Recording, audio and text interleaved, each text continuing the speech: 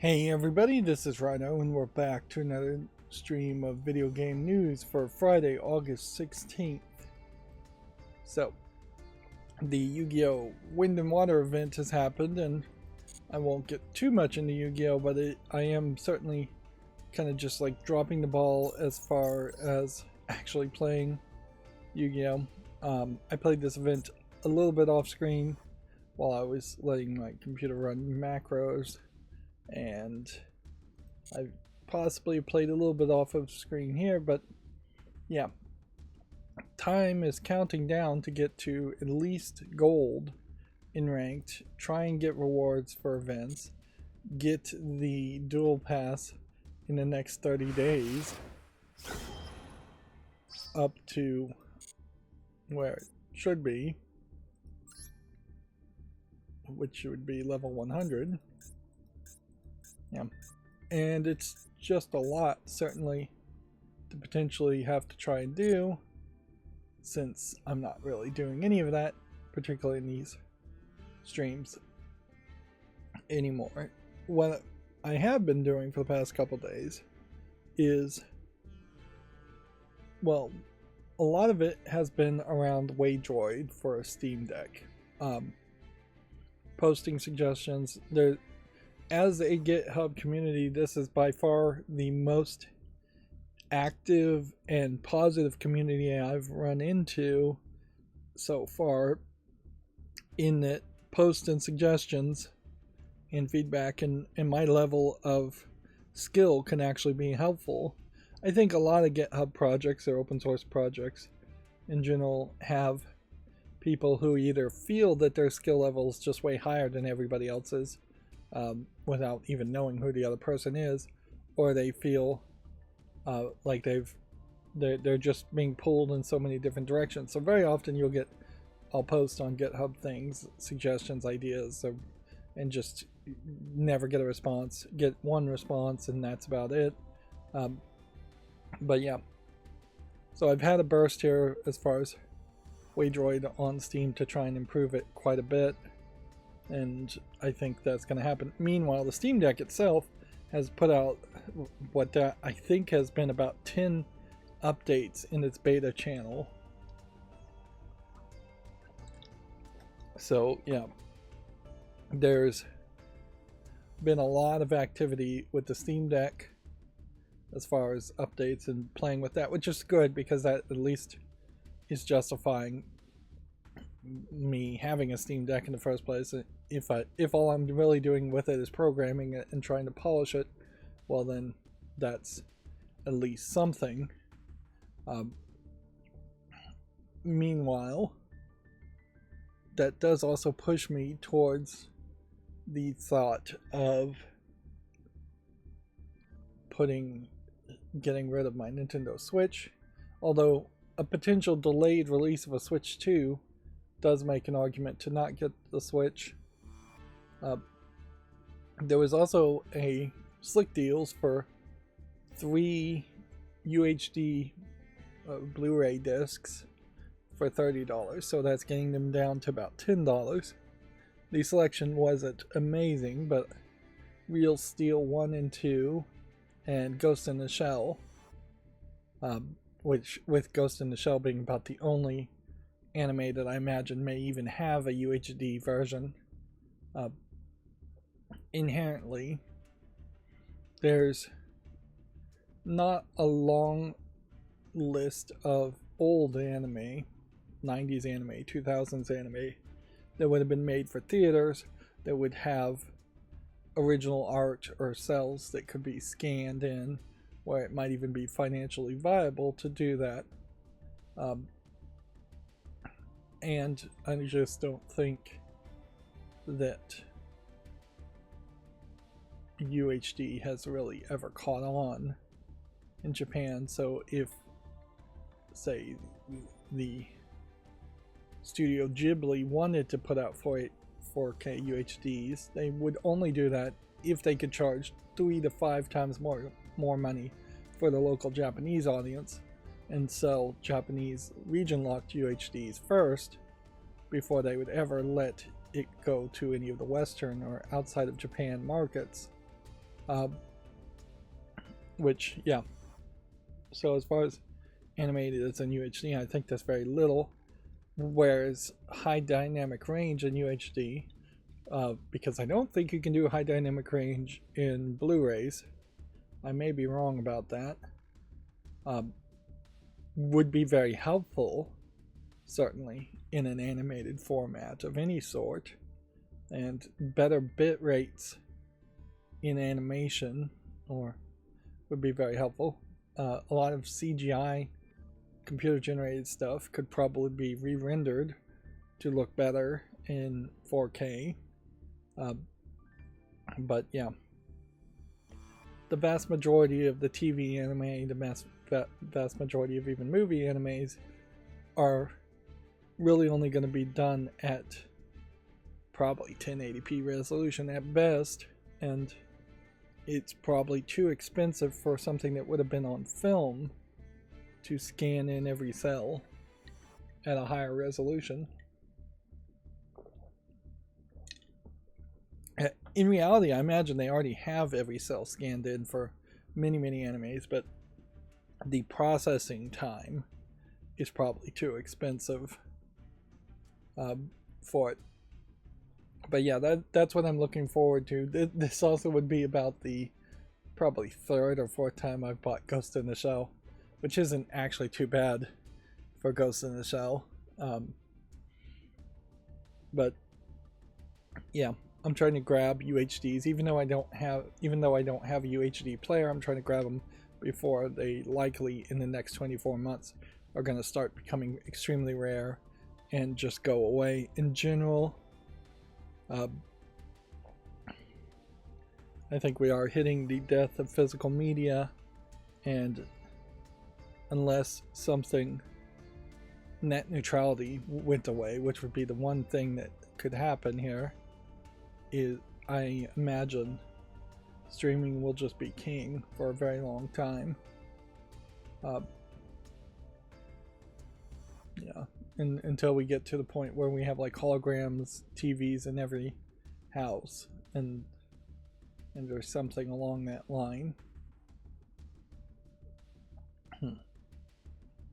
I also worked on my fall list cleanup macro.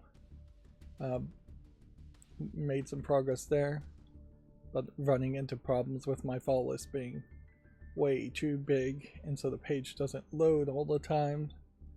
And I've put more thought and more work needs to be put into the chart here, and then I need to effectively start over from scratch and make a chart that grabs all of the data here and then submits it to a different form.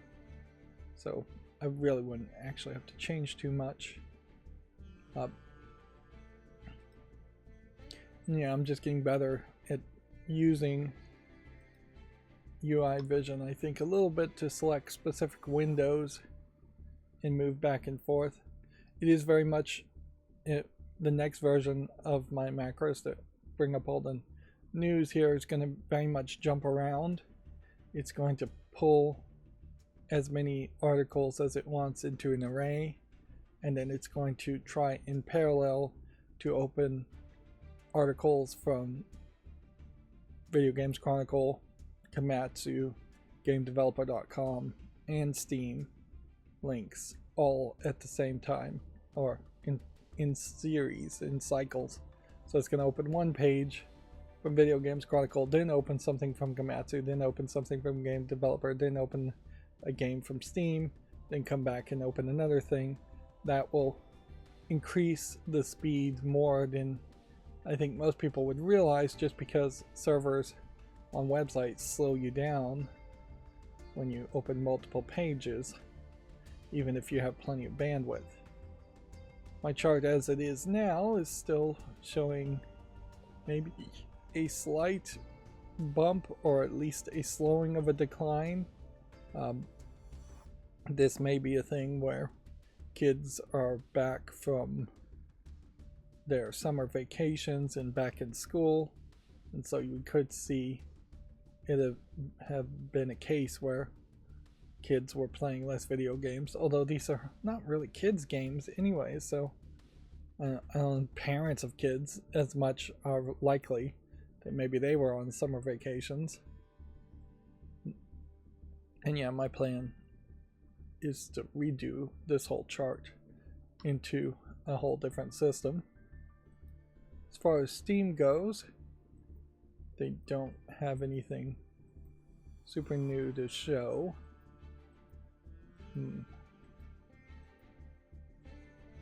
Is this even enabled? No.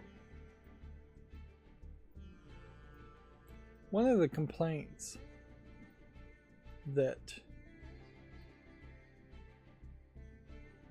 I've heard people make about Firefox is that Firefox used to be a lot faster, and now Firefox is just getting worse as a browser. Unfortunately, I don't really have anywhere else to go, so it's either stick with Firefox or go use Chrome for another week or two before they completely shut down uBlock Origin, which I'm still leaning heavily on uBlock Origin as far as a quick and easy way to zap elements if I want to change the way a page goes. Now, I do plan on eventually stopping not using uBlock Origin and instead using custom CSS injection, custom style sheets, so that it will be a little bit more fast in its performance. But yeah, don't really see that being a high priority change. Meanwhile, the one thing that I still need to do is that while I've scheduled through other automated macros all of the YouTube shorts I'm going to have for a while, I haven't scheduled any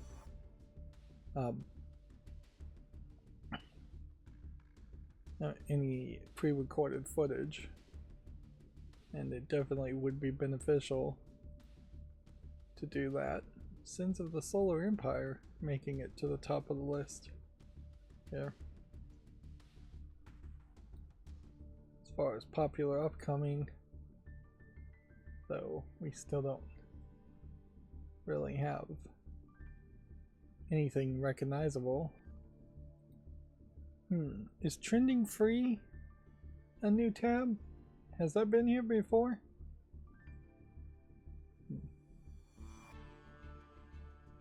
Supermarket Together. And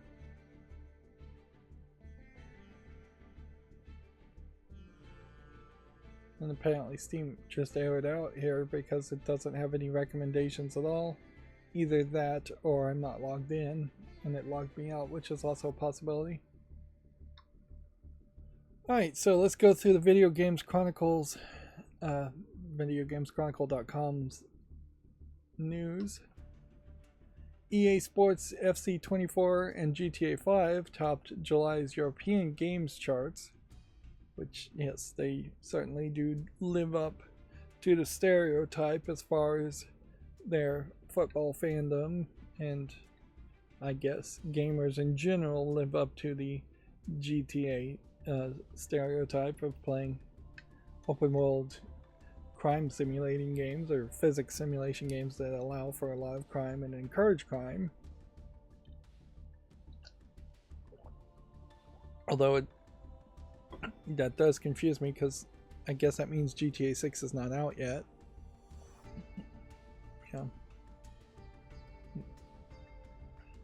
You could be cynical and question why Europe would be torn or so intrigued with GTA games, but then the same enthusiasm exists almost worldwide. So it would be an intellectually dishonest argument to even begin to make. The Epic Games Store, including Fortnite, has launched on the iOS and Android worldwide. I think it also is on some other cross-platform open source stores. But yeah. It launches worldwide, but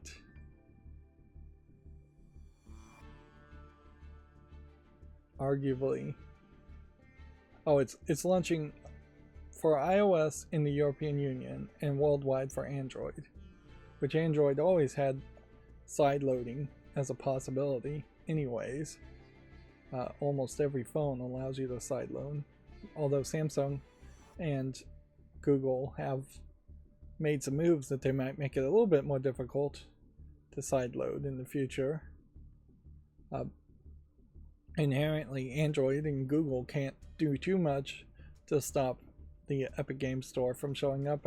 They already have been found guilty of being a monopoly in the United States, and they're on the risk of potentially being broken up and separating, de-investing from Android. Apparently, the Last of Us Abby TV actress Caitlin Denver needed extra security while filming season 2, a co-star claims. Why would she need extra security? I mean, who would even know this person on the street? I can't help but suspect that this is just something somebody made up on a podcast as a joke or something.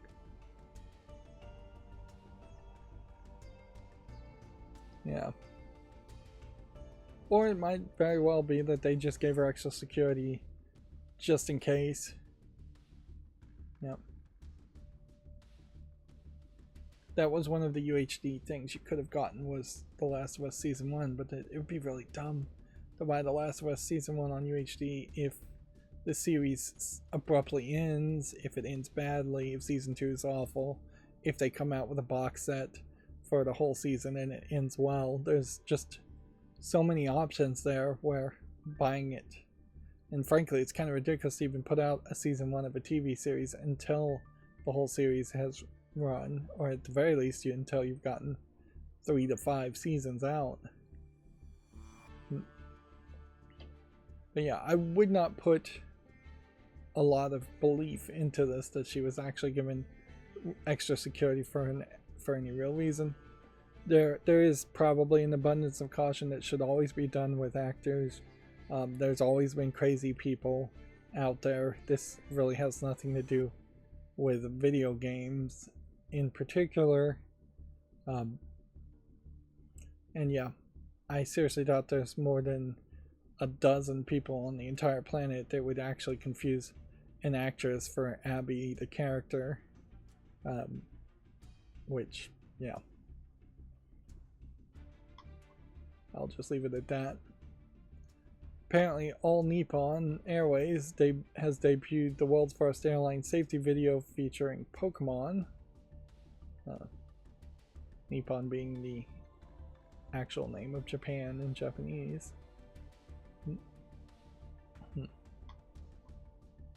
Activision has issued a cease and desist to Modern Warfare Remastered mods that shot it back up the Steam charts.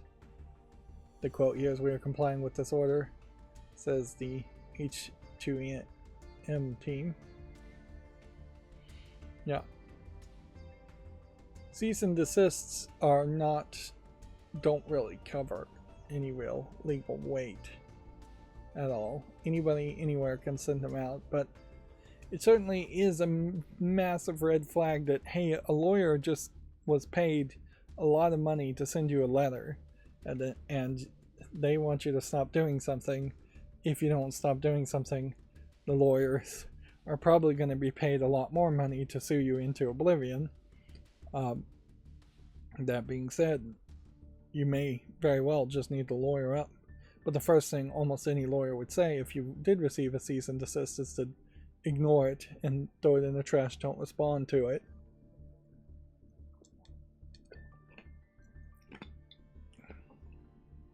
Even if it was delivered by certified mail, that doesn't really mean anything. And generally, I would say, unless you are accustomed to receiving certified mail, do not sign for certified mail. But yeah, there's a wide gap from being served political files and somebody handing you something and saying you've been served, versus a cease and desist letter. On the other hand, I always have to point out here, it's just pointless to make remaster mods for other people's games or do anything with anybody else's games at all. If you like something about a game, take the parts you like, steal, which is the backbone of making a game in the game industry, steal ideas, make something somewhat creatively your own, and make your own game.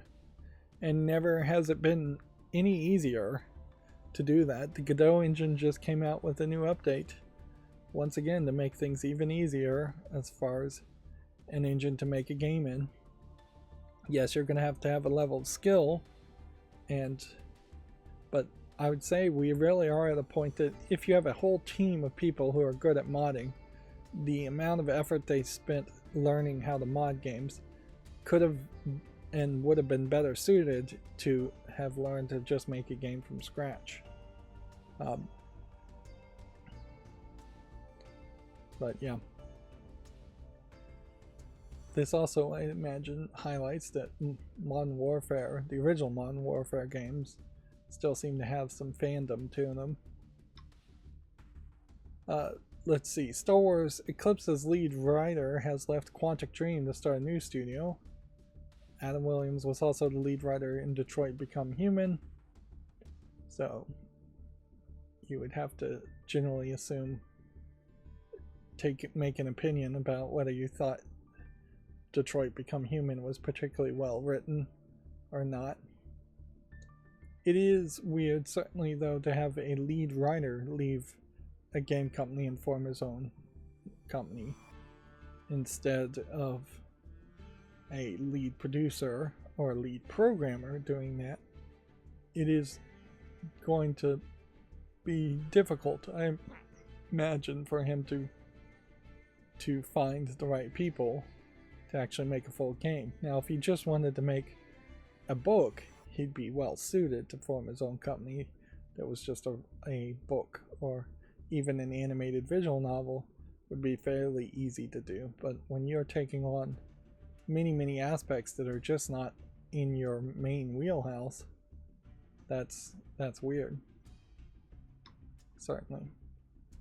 Apparently, take this, I would say, with a grain of salt, Randy Orton says that he's put 600 hours into Elden Ring. He says, "I wish you were a fellow Tarnished," he tells the champ Cody Rhodes. It is somewhat believable, though, too. Increasingly these days, WWE doesn't want their superstars going out looking for alcohol or drugs or prostitutes. So, as they're moving from one city to another city all the time, pulling out an Xbox or a PlayStation and playing video games probably has become more and more of a common thing that a lot of them do, although I imagine it's still not a major majority of them. It also totally could just be totally made up. Yep. And it means absolutely nothing, particularly these days. I think WWE has long since lost any real influence on the current generations. I think of the current generations of kids, and increasingly I don't think they're watching wrestling or watching TV at all. I think they're much sweeter, softer kids, which is more's the better, who are probably watching streaming shows. Yeah, watching Disney Plus and things like that. Let's see, Black Ops 6 is going to be smaller download because they are going to separate out Warzone and not download it by default. Which, yeah, these games are getting ridiculously large, particularly the Modern Warfare games, which they were merging all into one big platform. Inherently, this may be the first thing we've seen where Activision Blizzard pre-acquisition was going in one direction and now Activision Blizzard is going in a different direction post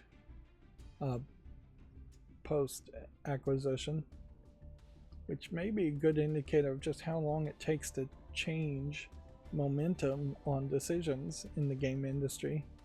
It's been 5-6 months since the acquisition has been finalized. Hitman 3 VR Reloaded is going to get has gotten its first gameplay trailer, which that is an interesting thought, certainly. Let's see if we can skip around here and see what does it kind of look like. Yeah, I guess I'm still looking for some feedback as far as whether or not the stretching the videos makes sense. It makes a lot of sense to me, but I could also see people complaining about it.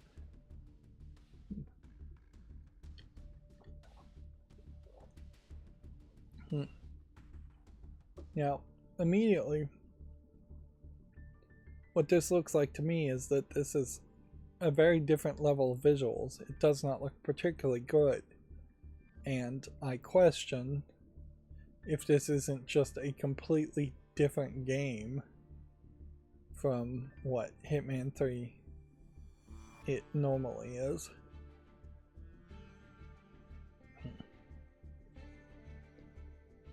And like most VR games, I think the issues that it arises and creates are so much more than what it improves upon. It makes other things way worse.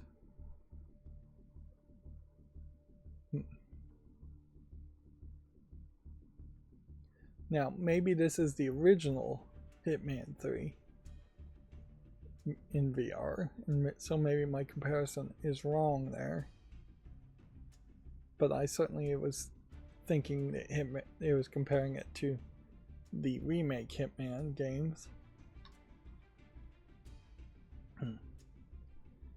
Bungie is investigating an issue that removed a high number of Destiny 2 usernames.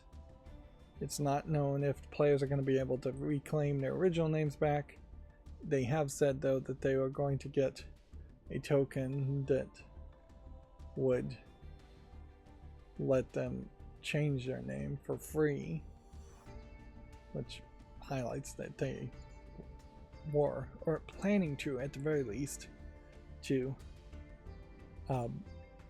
charge to change your name at some point.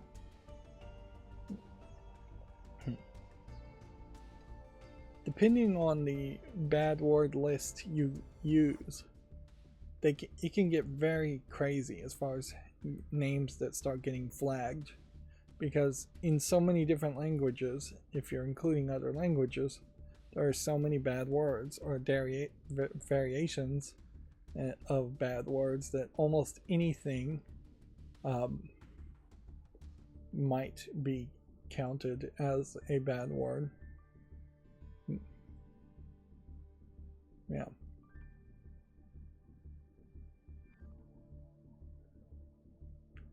So, you have to be very careful about that. And generally, you need someone to look at a name before it gets flagged. And they don't want to pay somebody to manually check. So they've created an automated system, and obviously the automated system failed. Let's see, the Plucky Squire has gotten a release date and will be on PlayStation Plus Extra on day 1. Evercade has announced its next cartridge is going to be the Legacy of Kain collection. So that would be Blood Omen and Soul Reaver being released on cartridge for the Evercade. That's weird. We're getting little tingles that they want to do something with the Legacy of Kain series. They've made a comic book, they've announced remasters, but it is such a dead franchise that to resurrect it, they're going to have to really put out remasters and then very quickly announce that they're in development for full-on remakes or maybe sequels, but I don't think sequels would even work in this case. You need a full-on remake. I would have much preferred that games like this that have that cult following were more like Myst, in that they were just constantly making remakes and constantly making money by making remakes, and just keeping it relevant, keeping the game playable. Marvel vs. Capcom Fighting Collection potential release date briefly appears online before being deleted, so we pretty much need to chalk that up to rumor that it's November 22nd, particularly since the dates could be just made up and wrong. Let's see. Modern Warfare Remastered climbs Steam charts as the Modern Warfare 2 multiplayer mod prepares to launch. This is the one that got the cease and desist. Kingdom Come Deliverance 2 is officially delayed until February. Dragon Age: The Veilguard release date has also appeared online. October. It has now been officially confirmed that October 31st is the release date. That might be the first point in which we start to see major AAA games release for this year. Let's see, here's old news. Retail is suggesting that Kingdom Come Deliverance 2 may have been delayed. Ant Stream Arcade is coming to PlayStation consoles. This looks like a combination of old arcade games. The subscription service lets players access a streaming library of over 1,300 retro games. One assumes that these are properly licensed games. 40 plus Super NES games would have to be effectively 40 non-Nintendo owned Super NES games. Yeah, one would assume that this is on the up and up and that this isn't just a fly-by-night company that's streaming ROMs they don't have any rights to. Even if you were going to try and claim abandonware arguments, most of these games I don't think would really fall under the definition of abandonware.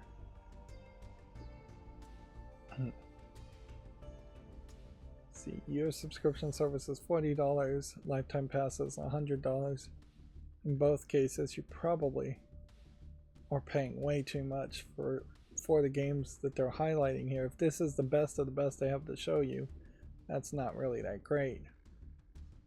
And inherently, if you are a fan of old games, why be limited to a streaming service? Why be limited to 13,000 games that you can get through a license service when you could instead work off of any number of torrents and just sail the high seas as a pirate?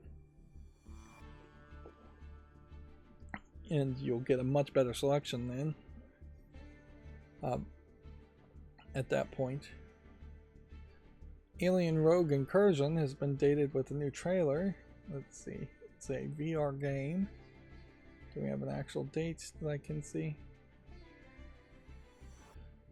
I'm scrolling down here and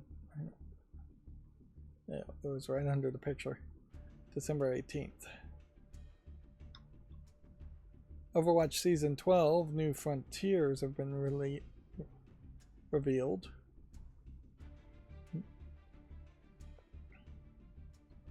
I'm wondering if maybe I should just put a little bit more of a margin on the edges. Just make... Let's see, how can we do that? Kind of think about that. Yeah. Don't really like that either.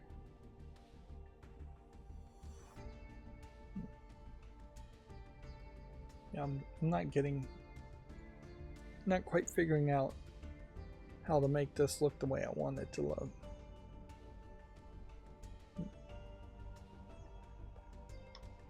I'll have to think about it more. Raccoon Logic is teasing a Journey to the Savage Planet sequel reveal. Okay, so that's a tease for a potential announcement. Dragon Age The Veilguard's release date will be announced on Thursday. That's old news. And then August's PlayStation Plus game catalog and classic titles have been announced. And then that's going to bring us to the Komatsu articles. Emio, the Smiling Man Famicom Detective Club demo launches August 19th. This was the weird horror game that Nintendo announced.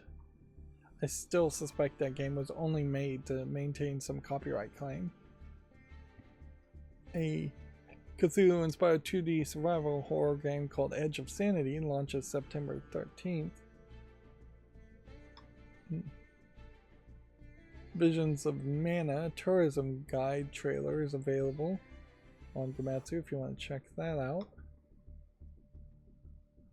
Marvelous USA and XC Games announced their PAX West lineup for 2024, which, yeah, Corpse Party 2 is probably the most recognizable one there. Monster Hunter still has different types of weapons trailers it's making. Genshin Impact version 5.0 update Flowers Resplendent on the Sun-Scorched Sojourn launches August 28th. That is a mouthful. Telebit launches October 24th. What kind of game is this? A teleportation-based, fast-paced action platformer. Slitterhead story trailer is available on Komatsu. Mortal Kombat 1 expansion Chaos Reigns DLC character Cyrax gameplay trailer is available. A manuscript workshop simulation game called Scriptorium Masters of Manuscripts has been announced for PCs. Interesting. In a lot of ways, though, it seems like they put just kind of a funny twist on what would be a paint game, paint program.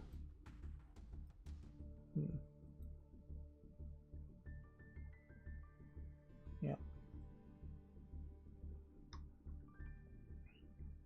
The cozy farming simulator game Ritual of Raven has been announced for the Switch and PC.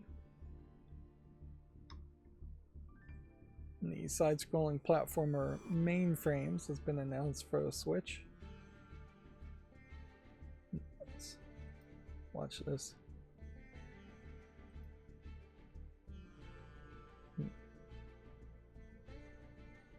So one of the things as I'm working on the Flawless cleanup is I do think I probably want to bring it back as part of the streaming experience, but I want to put it at the very end. That way I can have this whole buffer as far as if the stream is going too long, just skip it and do it off screen, and if the stream is going too short, which almost certainly the stream is never actually going to go too short anyways.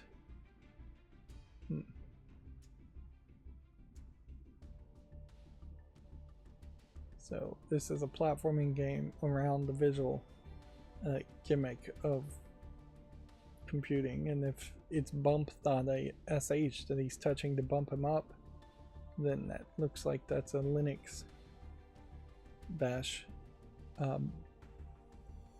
script that they're referencing.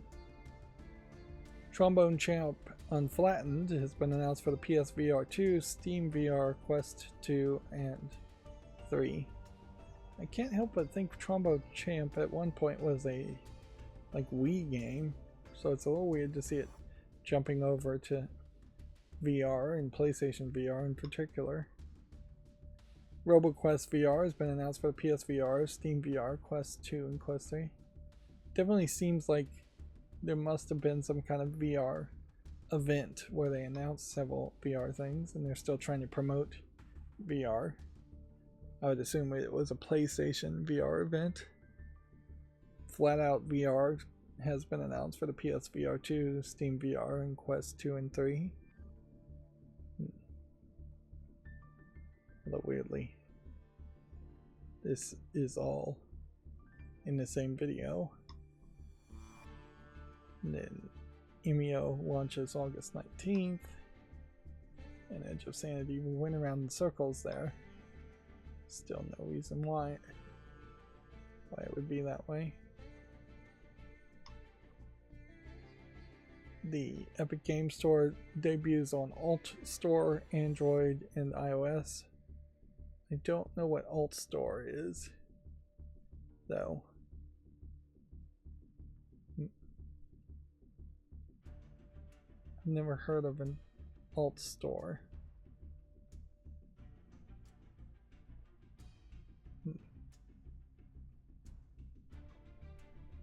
But yeah.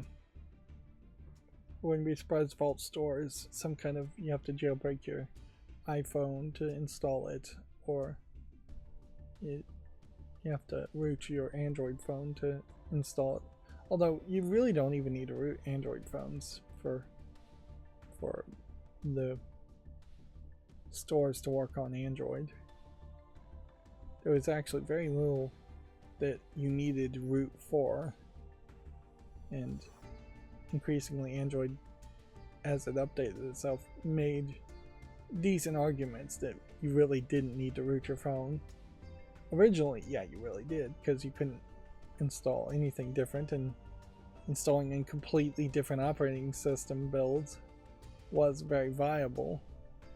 But nowadays, I think you get in Android 12, 13, 14, one of the newest Androids versions, and it works good enough that you wouldn't need to really install completely different firmware.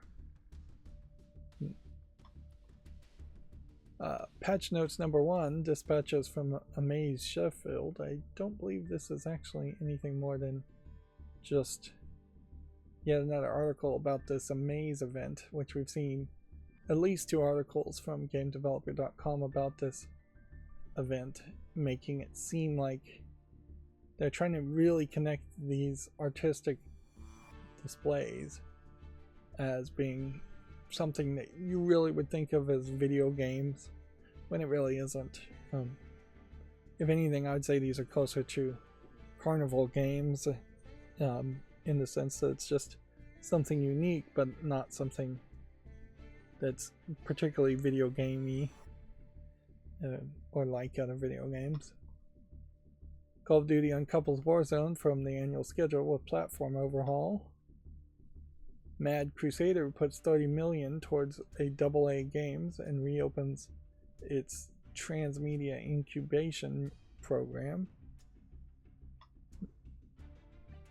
Reforged Studio does a double acquisition, buying both Ground Shatter and Extra Mile. Now there is something to be said about, as I'm pouring through these headlines very quickly, how little I actually care about any of the headlines today. That is weird.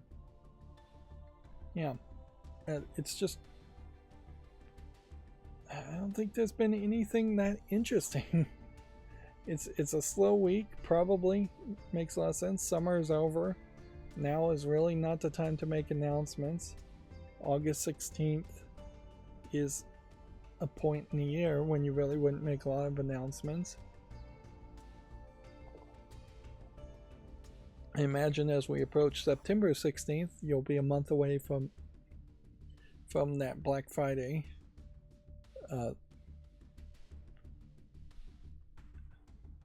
Well, you'll be a couple months away from Black Friday. At that point, you'll start to see more announcements. Pantaloon helps out indie devs with a free resource hub, which that might be helpful if you're trying to be an indie dev. Let's see. Then Game Developer has this ranked 4 tiny screens to power your tiny alt-controlled dreams. which literally is, I guess, them ranking tiny screens with microcontrollers, the Arduino Mega and Adafruit HX8357, and several other things. The best choice they have for making a tiny game is an ESP32 plus several types of screens that you would wire to it. Inherently, none of these are going to give you a great experience. You're looking for very tiny screens, which you can't make much of a game or much of a presentation on it, and you're using microcontrollers that don't have particularly parallel connections to the screens. So these are probably all serial data screens. So you're not going to get 60 frames per second, even if it is only 240 by 240 pixels, or even less. You're just not going to get that high refresh rate. Plus, these screens are not going to be built to a level of quality that they are designed for a high refresh rate anyways. So, yeah. The only valid argument I have in my mind as far as small screens would be if you're trying to have an augmented reality screen in glasses, where it really needs to be small. And then you start getting into medium-sized screens that are much more reasonable as far as maybe watch screens, but even that watch screens are usually way too small. It would be very nice if there was a foldable watch screen that unfolded 2 or 3 different ways to be a lot bigger, but at a certain point it should just be a projector on a watch if you were going to do something like that. But then you start to get to like small cell phone screens, 4-inch screens, 5-inch screens, 6-inch screens, things like that on the diagonal. And then you start to get to really big screens when your TV screens, 25 inches, 40 inches, 60 inches, things like that. None of these chips are particularly designed to show a lot of graphics either, so they don't really have that acceleration built in. You're bit banging the images onto the screen instead of having an API and a graphics card built in. What does any of that have to do with game developers? I don't know. I mean, I guess technically if you're making some tiny game on a tiny screen, you're a game developer, but overall, as far as the game community, almost no video game developer actually is working on a project that would use tiny 1-inch screens.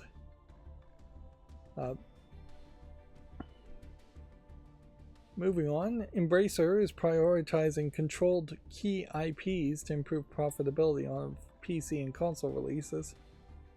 Let's see, they have 127 projects in development, which is down from the 215 it had in the works this time last year before they started shutting things down and laying off things. Of course, when they talk controlled key IPs, I mean, Darksiders, it's kind of it. SpongeBob SquarePants, maybe. Like,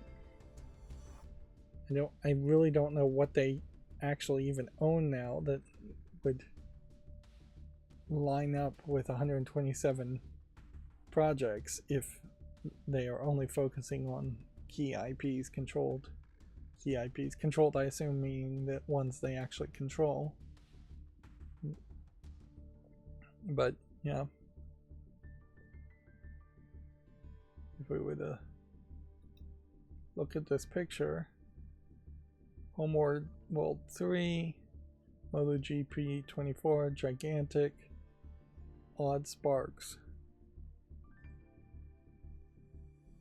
Let's see, Revenant 2, Dead Island 2, Star Trek, Deep Rock Galactic, Neverwinter Nights, Neverwinter, Welcome to Bloodsburg, Kingdom Come Deliverance, Guardians of the Galaxy. Is this really all Embracer Group stuff? I don't think this is. I guess maybe it is. I guess if they own Campfire Games, and I can't even tell you what that one is, Play On and THQ Nordic. Yep. It certainly does say something that Embracer Group is now just in my mind this big confusing question mark as far as what companies do they still own, what IPs do they still own. Apparently they own a lot more than I thought they did, but yeah. I guess we're always hoping that Embracer succeeds to some small amount. We don't want to just see the company go completely bankrupt, although that might be better for the actual game developers instead of just the Embracer Group publishing conglomerate, but or parent company.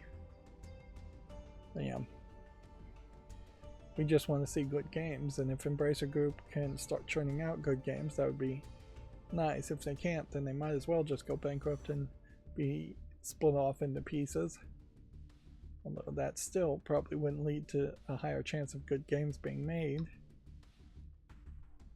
Valve launched their new helpfulness system. I'm not sure they've really explained it in full detail. I'm not sure that they are going to explain it in full detail, but they say they launched the helpfulness system, but really there already was a helpfulness system. But I do look forward to a point where I start to scroll down and see reviews that are actually helpful instead of just meme joke reviews. There's a report that Amazon's New World and PlayStation Games are going to headline a video game anthology series, which, okay, we'll put that under rumors. And then Scottish Games Week is going to skip 2024, and it promises a late 2025 return. So this seems like this is yet another game event that potentially is on the path to being like E3, just going away. In fairness, Scottish Games Week, Scotland's biggest video games event, is something I have never heard of at all, so I don't think worldwide speaking it's going to be a big loss. And I couldn't really name even a single company that makes video games in Scotland, so you take that. Then Valve had confirmed ROG Ally and other handhelds are getting SteamOS support. Inherently, I don't know how much support you really are going to get there. It may very well be a case that SteamOS just becomes much more of an open source project where you can just download it and modify it for your own use. Inherently, it needs to go that direction. If you have companies, there's probably hundreds of companies in China that would love to make something like the ROG Ally and put SteamOS on it, but they have to have the source code and get all the tweaks and get it all set up before they launch a product. They can't just launch a product that does not work at all. And so early access, beta access, public source code, all things that would need to happen. And in fairness, Steam implied that they were going to do that 2 years ago when the Steam Deck really came out, and they tried to do that with Steam machines. So there's no guarantee that it will happen fast or that it will work. Vampire Survivors development sounds like an open source fueled fever dream, according to GameDeveloper.com.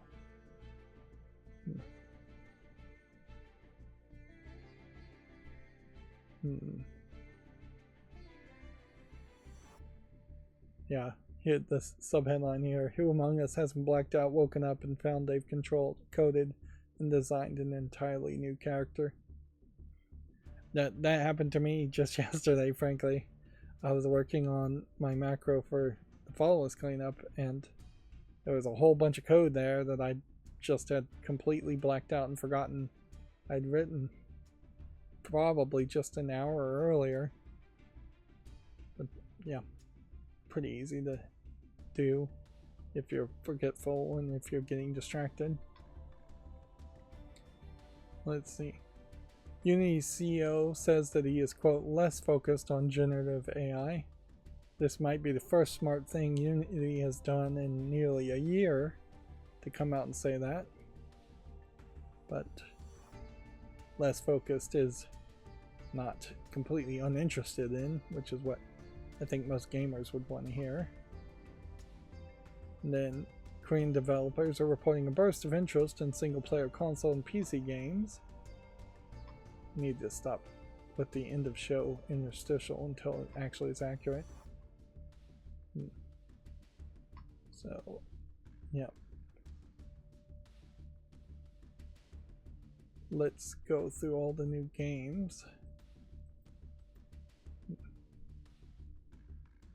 So now if I put this here on the fall list,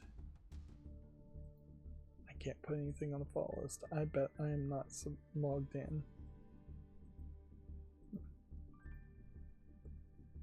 I bet that is what's going on. Oh, says I'm logged in. And it worked that way.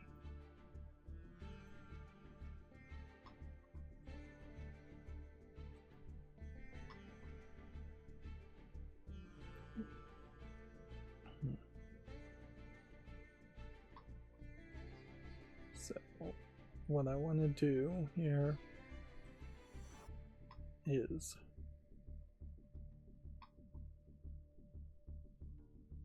go through all the new games on Steam, at least most of them.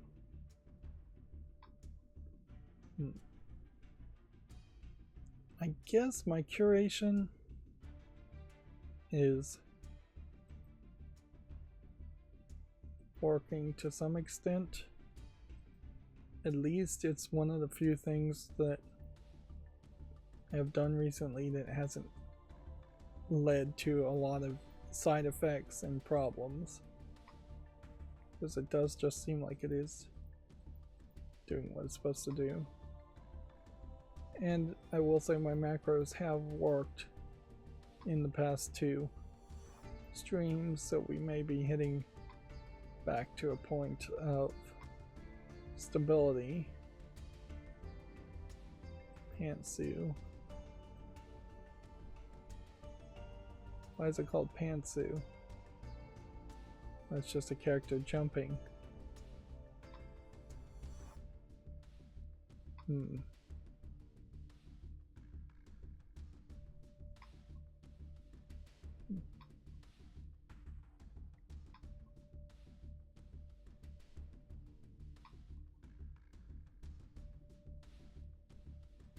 I don't imagine we'll see anything particularly new or interesting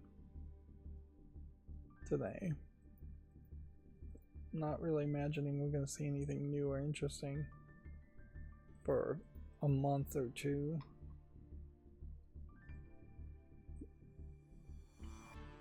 Part of the thought of going back through the fall list cleanup, though, would be to highlight older games and say, hey, this game actually did gain some relevancy in the long run. Although, I'm also thinking about just automating a strict adherence to a 30 for 30 and 30 rule, to steal a phrase from Alcoholics Anonymous. 30. If there are not 30 user reviews in 30 days on a game on Steam, it really, at that point, has lost any high chance of being relevant. And I probably should just automatically remove it from the fall list. The goal here is to get the fall list cleaned up first and foremost, so to be a lot smaller than what it is. But inherently, if I'm putting things on the follow list, I am going to have to constantly make sure it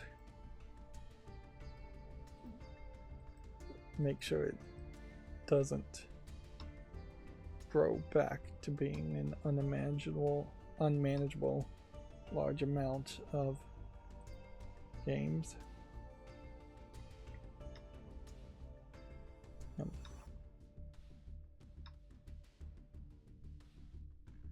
And yeah, it certainly is questionable as far as whether people really think it's relevant to look at new games at all. There is an audience for it, but if you were just pandering to the vast majority of people, then the audience wouldn't be big enough for that. Of course, if I was just pandering to the vast majority of people, then I would be playing something like Minecraft, or not covering video game news at all.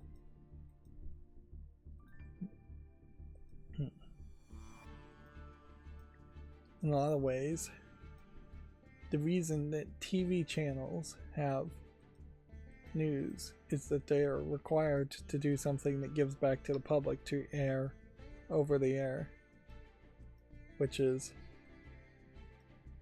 yeah, not something any YouTube content creator has ever been held to that standard by the FTC.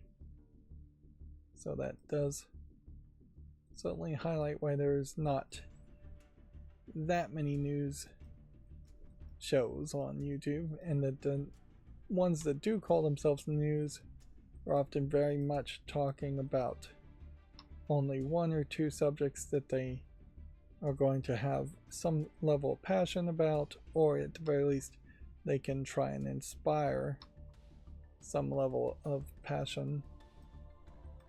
I thought this game came out a long time ago. I guess it's coming to Steam now. But yeah, there's a lot of rage baiting, certainly, under the news sources. News shows.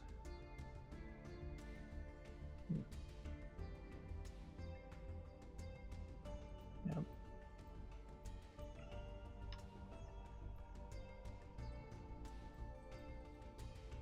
One of the things I would like, and certainly would be weird, but the new icons that Steam has for the Steam libraries for games in the Steam has this general concept in that you have a picture that's a certain resolution, and then you have a strip of more information, more picture, that gets added if something is in widescreen versus something being more in portrait, as far as whatever resolution the Steam big picture interface or the Steam client launcher is in. I kind of wish there was something like that for YouTube themselves, because right now, if I was trying to make any kind of video footage for a portrait mode video game news, I just don't have any way to do that. Of course, almost certainly OBS would have to support that too. There could be an automated way to do that, and certainly I could just make all the important information on one side and then have a very wide dead zone on the other that people could zoom in on, if people know how to do that.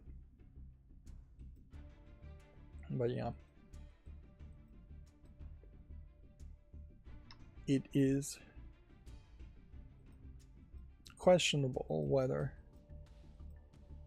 there aren't just more and more people who aren't bothering to rotate their screens when looking at a YouTube video on a phone and are just watching it in a very small screen. Inherently, a lot of what I watch on YouTube is just background audio or in a tiny screen. It's just not something that is going full screen and being rotated to a landscape mode. I'm putting a lot of games on the fall list to make YouTube shorts on there, but again, I just don't feel particularly inclined to even mention any of these games. Just think I'm probably having a little bit of an off day, which whatever. Just grow things. Just grow things. I thought this game, well, the first one at least, they just gave away. Guess we now know why they gave the first one away for free. As another thing, as I'm doing the fall list cleanup, is I'm just adding more and more things to my library if they are free. There's no reason to hold back. I plan on just over flooding my library with games, because I do think I am capable of being more picky as far as what I'm going to play or not, and really should just become this longer list of possible games to play, particularly with the family share. I could certainly see little kids just wanting to play everything, or wanting to be very ADHD about installing and playing everything.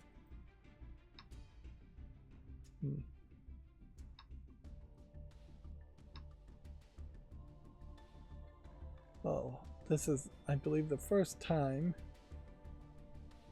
I've ever seen an anime girl with massive cleavage teaching Western chess instead of, say, shogi.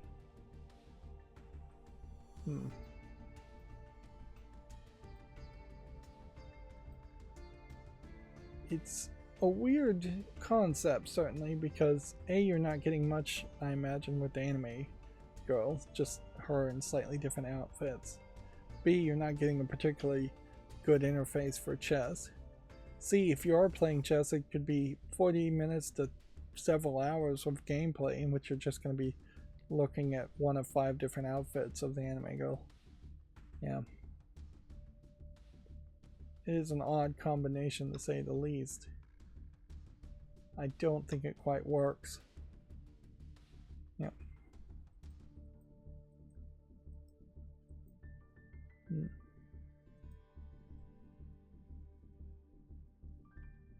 Let's see.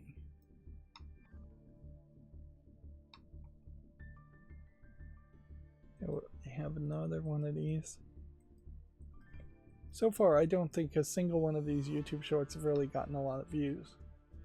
Although, frankly, I don't get enough feedback as far as which ones get views or not to really know.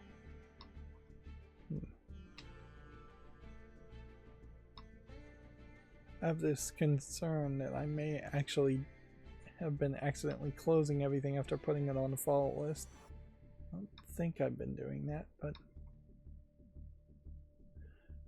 that does seem like that might have been the case. I think part of the problem here is I am going up here and clicking on the next one after I put it on the follow list, and I should be using my middle mouse button to swap around.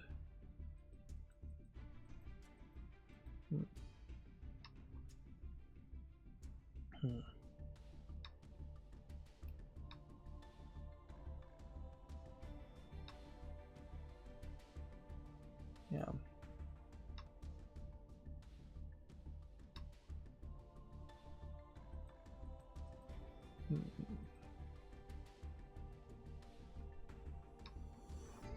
We're still seeing a large amount of Chinese games.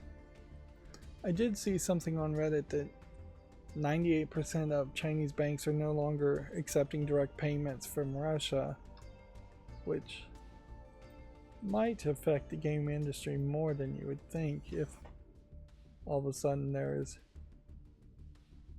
Interesting, this looks like a Japanese version of another game that was announced.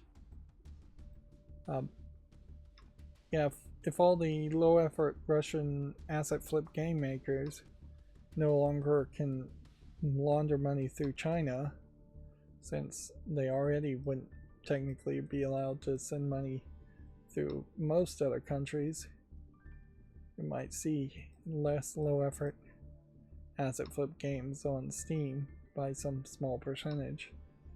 I imagine, though, if there is a vacuum, nature will fill it and we'll just start seeing an increase in low effort games coming from some other potential source.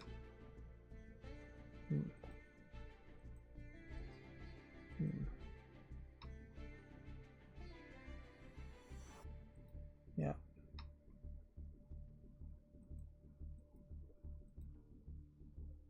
I think there is probably a danger as to why I'm feeling a little off today, in that fact that I just haven't played a video game in a couple days, and that seems crazy to not be able to go even a couple of days before getting out of the groove of it. But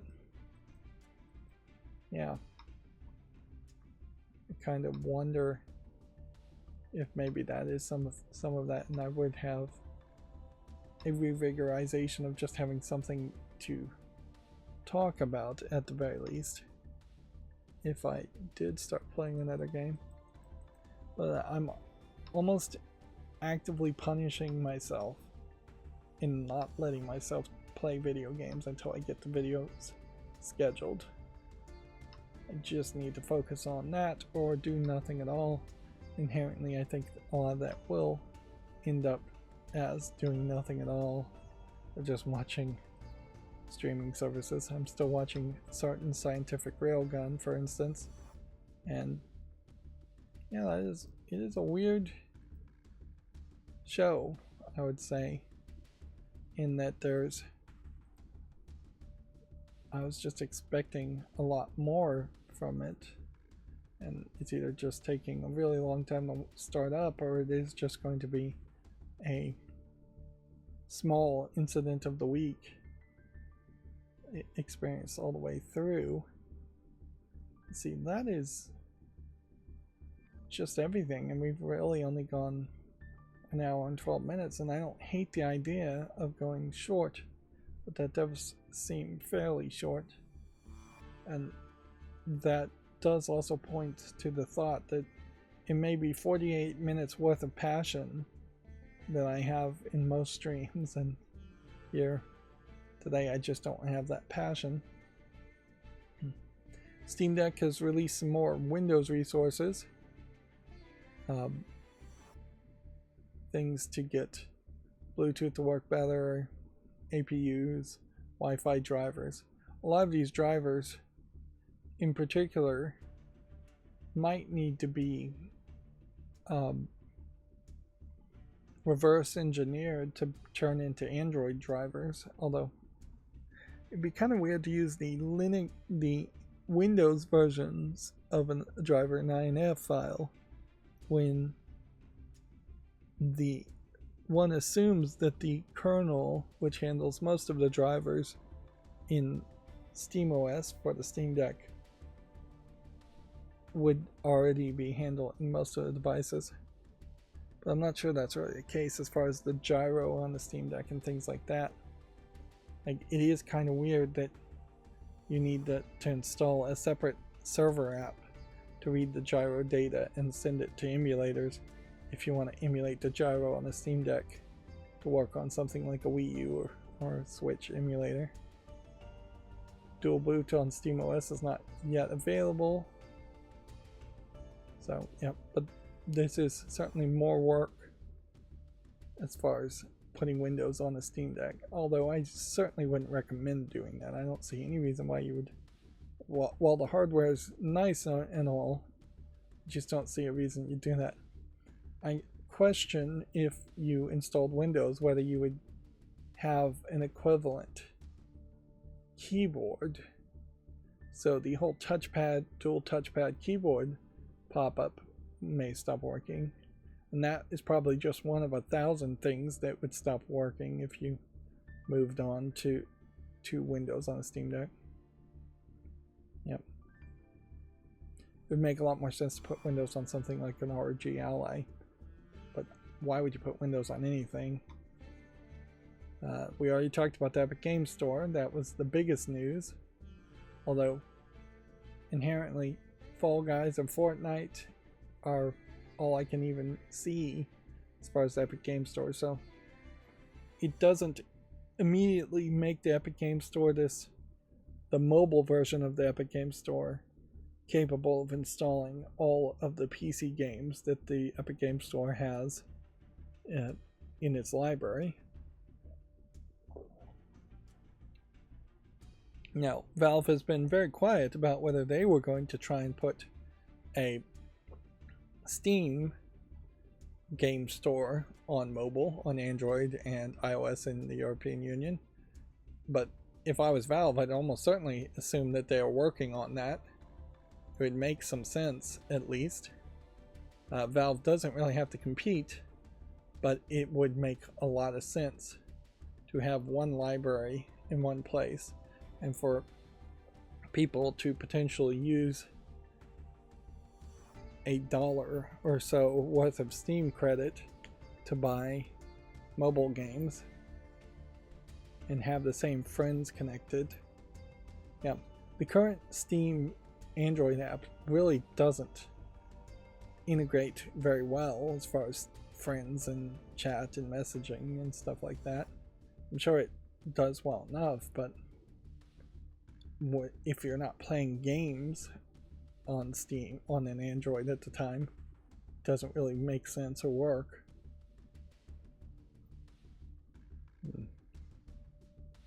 Yep. But yeah, the Epic Games Store is highlighting all of that.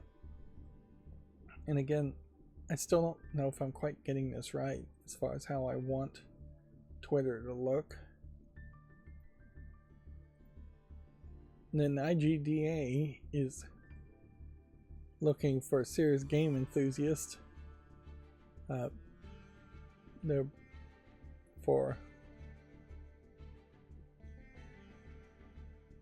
looking for.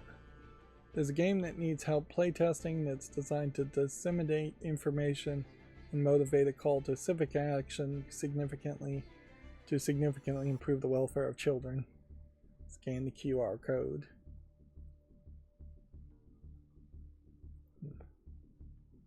Yeah, which to actually even get the QR code to show up, the way I've modified these images is that I have to click on the image.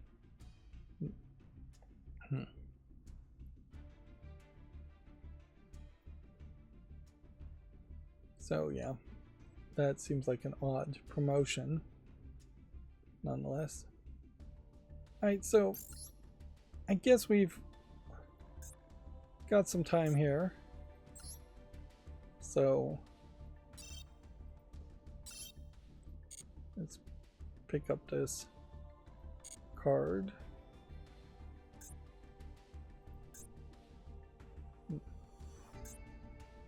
Pick up this mate.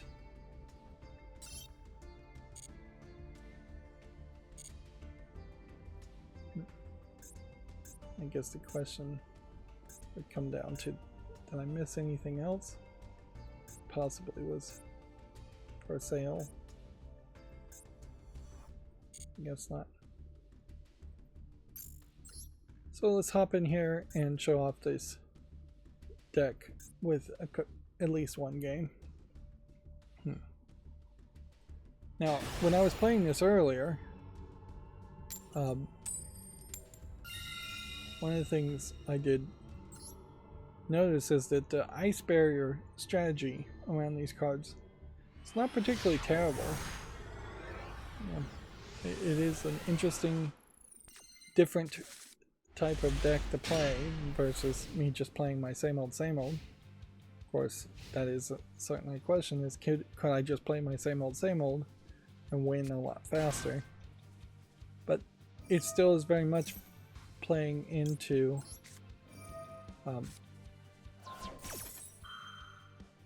the nonsense of special summoning and cycles and elements that happen here, where you're doing 25, 30 things per turn. And inherently that is the big problems, in that it takes so long to play a turn that I just get distracted and end up auto-surrendering in Yu-Gi-Oh! Because I'm just not playing it well enough. Now that is another place where my Steam Deck can certainly come in handy, is that I can play Yu-Gi-Oh! On my Steam Deck while my computer is scheduling videos. And that should come into... I should be better at using that. There's just no consistency, no schedule, and I'm just terrible at sticking in the schedule, particularly in the middle of this medium emergency in which I'm getting distracted and getting a lot of phone calls and things like that. But even before that, I've never really had a consistent schedule situation. In fact, my major job I worked never even had a consistent schedule as far as what times you showed up and what times you left.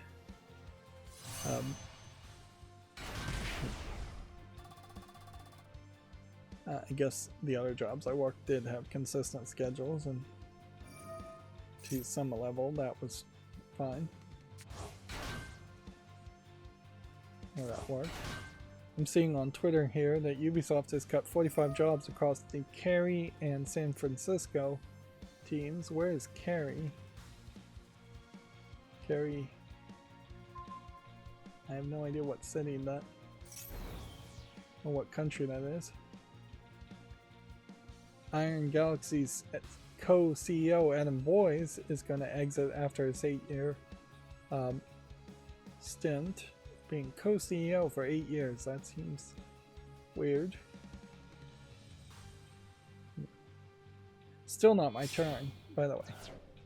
Like, it's been like 4 or 5 minutes, and I have yet to have my first turn in the Yu-Gi-Oh! So,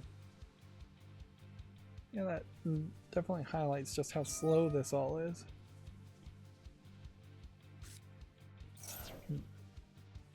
Meanwhile, I still need to play Yu-Gi-Oh! I don't think I'm gonna get anybody to take over my account. I had hoped that might happen, but even if that did happen, I still probably would have had to play a lot more, or at least a significant amount.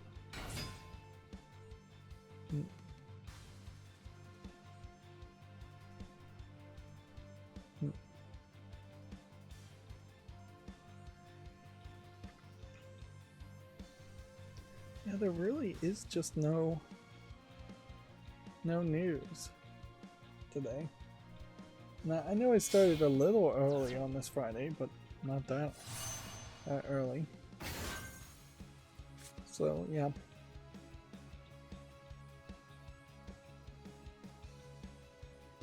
It's just slow. Real slow. I know it's getting slow because now I'm pulling out my cell phone and looking at Slick Deals sales.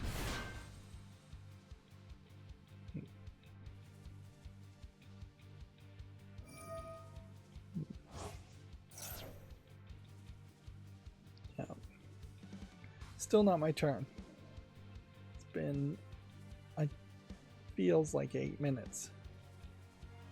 Can't really have been 8 minutes, but it feels like it.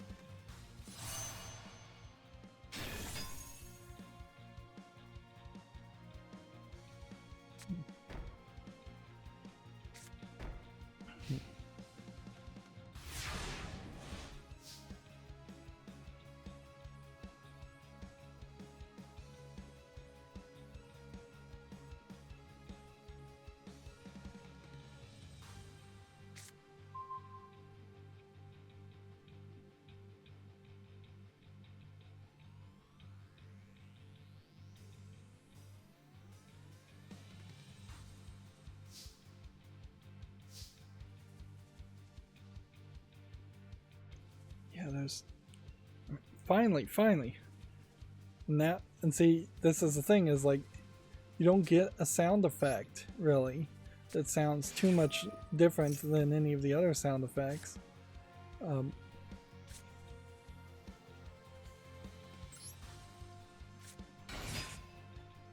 So potentially this is where I would be making a mistake as far as just not playing and then surrendering. Now the problem you run into with these decks, I'm noticing immediately, is that it's a lot of countering things. So yeah, I've just immediately lost. He's gonna one turn kill me. Yeah, I was just about to start going through either Publishers Clearinghouse emails to try and win a big payout, which is really your only hope of being successful as a YouTube content creator, or YouTube. Raspberry Pi announced a new Pico chip. It's not really going to change too much, I think.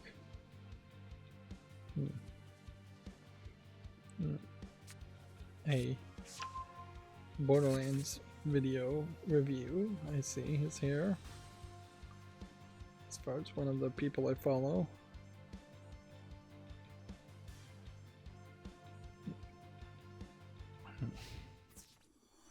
I wonder if it isn't going to become a situation where the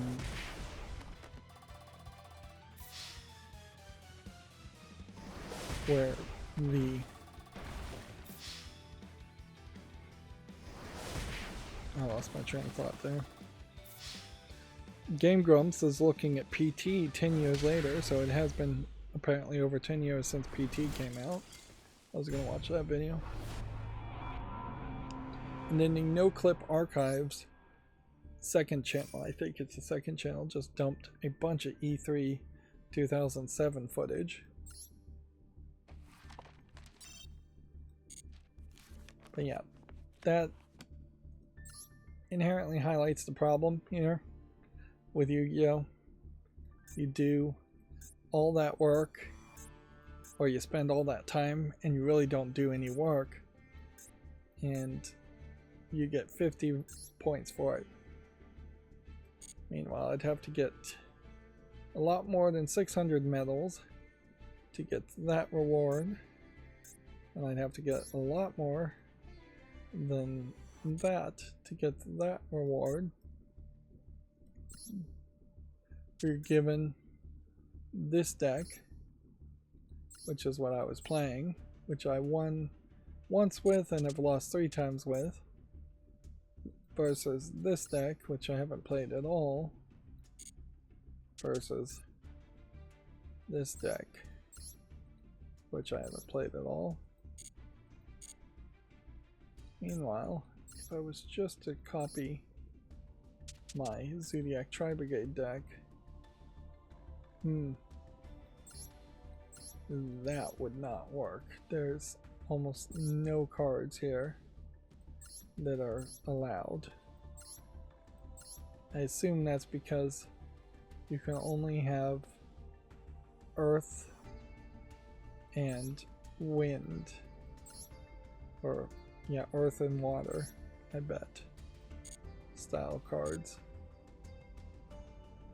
Yeah.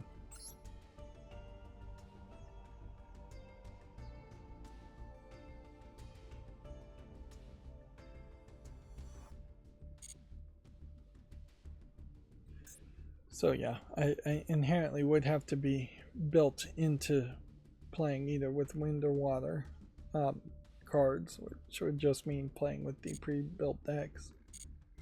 One of the things I could make footage on is I could come and do the solo missions. There's plenty of these still around that they've added, so I can make some more solo mode stuff. Um, we got those new accessories.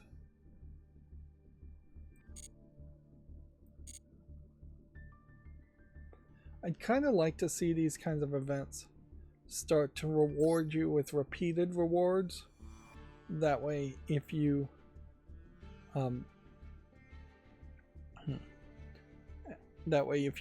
you get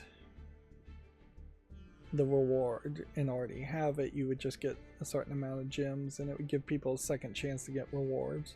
Although just getting gems in general will give you enough to probably purchase most rewards, unless they're exclusive to that event, which I'm not sure how exclusive these things should be or are. The Wind and Water event gives us 10 days to do some extra things. Winning after this going second is an interesting one. And then as far as daily quest goes, we've got some stuff to do here. As far as logging in, I'm not sure I've logged in every day. I probably haven't. Do a live spectate. We didn't do that today either. Yep. Well, this is going to be an incredibly short stream, so if somebody actually watches it all the way through once or twice, that could help my watch time quite a bit and recommend the video to more people.